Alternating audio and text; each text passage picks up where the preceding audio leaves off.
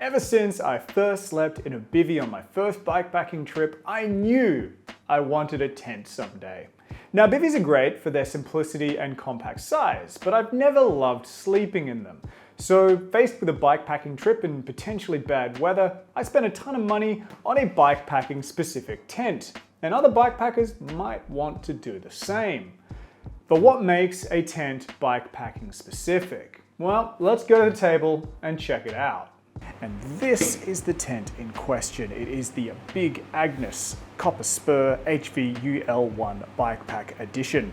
And really, the way this is all packaged together is exactly what makes it bikepacking specific. This clever little bag here currently holds the footprint, the tent body, the fly, the pegs are in here as well, but over on the front are the all-important poles. Now, these have been shortened down from the non-bikepacking specific version of the Copper Spur to be only 30 centimeters when packed down, as you see it here. And that is no small deal. Now, over here I have the poles from my Marmot Tungsten one-person tent that I've just been using for general camping, not for bikepacking specifically.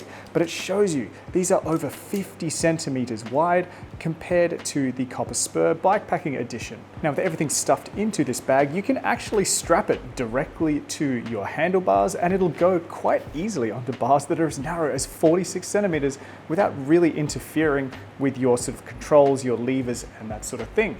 You can also, just strap it on with a couple of volley straps if you want, but personally I stuffed it into a Geosmina 10-liter handlebar bag, which was pretty much perfectly sized, and it actually let me stuff some things around it for a little bit of extra carrying optimization.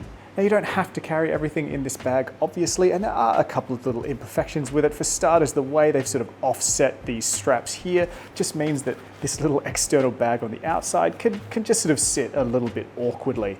Also, if you want to wrap this directly around your handlebars, this strap here is kind of exactly where your stem is. But overall, it is a very sensible system, and you can of course just split this all out and store it across other bags. With everything being so small and compact, you can really have a good flexible set of options for exactly how you want to carry it. Now let's go back to the studio. There are a few other adaptations for bikepacking. The footprint, for example, has been extended out into the vestibule, which is awesome because it means you've got a dry storage area and you're not stepping directly from the ground into your tent. There's a little helmet holder strap thing, which is moderately useful, but not essential given the size of the vestibule. And there's a few other hoops, loops, and storage about the place that make your life just a little bit easier that they added in for the bikepacking edition. But how does the Copper Spur go as a tent? Well, it's nice. Setup is easy enough with color-coded poles and loops, and the stakes are easy to spear into the ground and have little loops to yank them out when you need to pack up. I'm not going to do an instructional setup video because there's plenty of others of that type for the Copper Spur on YouTube already, and look, neither of us need the embarrassment of watching me set up a tent in front of a camera. Anyway, the internal space is really nice. I'm 6 feet tall and it was more than roomy enough for me to stretch out without having my feet and head pressed against the top and bottom of the tent. Storage pockets are well placed and the one above your legs is pretty damn big. You can put a huge change of clothes up there. The nights that I slept in this tent were both comfortable and quite nice. It stands up well to the wind if you stake it out firmly, and it clears moisture well enough thanks to a vent above your head. Still a little bit of condensation depending on the weather, but nothing outside of the normal bounds of what I've experienced with tents before. It's also really easy to pack up. You just cram it back into the bag. No more of that high stakes rolling it up, hoping it'll fit in the bag and then having to redo it because you didn't do it tightly enough. Love being able to just cram it back in. So there's a lot of things that I really like about the Copper Spur, but what didn't I like? Well, for starters, it costs a lot of money. It's around 800 Australian dollars, and the footprint is about $100 extra. So this tent is a bit of a slap in the face to my mortgage. It's even a little bit more expensive than the non-bikepacking version of the Big Agnes tent. They've just had to do a little bit of extra to make it bikepacking optimized, and that does cause a bit of a premium.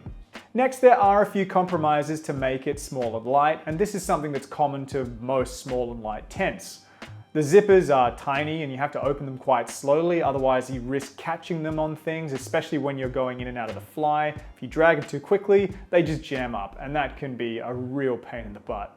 Once you do have things open, there's a tiny little toggle system, so once you've rolled them up and looped them through, and those are quite annoying and particularly difficult to do up and undo if you're in the dark or if you're in the hurry to get to the toilet, for example. Finally, light transmission is quite high because of how minimalist the materials are and the grey colour. So keep that in mind if you know you're going to be sleeping somewhere with a lot of light around, like I've slept in caravan parks before where they never turned off the floodlights. So do I recommend the Big Agnes Copper Spur UL1 Bikepacking Edition? Well, if you have the budget for it and you value a good night's sleep on your adventures, then I think you should certainly consider it, especially if you're bikepacking on drop bars or just really value a compact setup.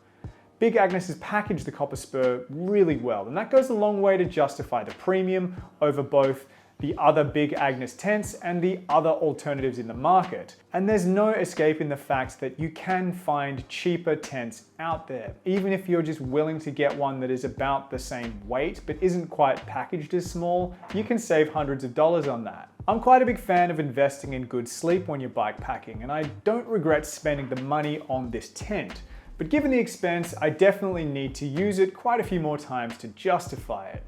The worst value products are always the ones that you just don't use. And that is where I'm going to leave it.